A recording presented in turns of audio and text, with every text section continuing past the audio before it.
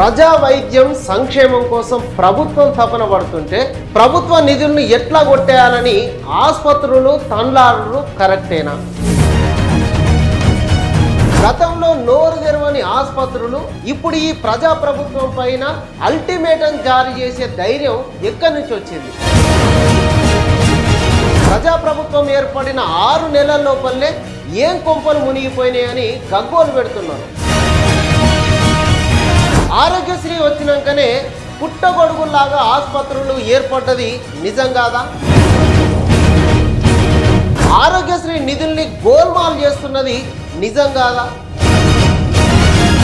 ఒక్కొక్క ఆసుపత్రిలో రోజుకు 10ల సంఖ్యలో ఆపరేషన్లు చేస్తున్నారు. నెలలో 100ల ఆపరేషన్లకు బిల్లులు పెడుతున్నారు. ఇది ఎట్లా సాధ్యమవుతుంది? చిన్న ఆసుపత్రి నుంచి పెద్ద ఆసుపత్రి దాకా నిధులను ఎట్లా కొట్టేయాలనే ఆలోచనలో ఆసుపత్రులు ఉండు కరెక్టేనా?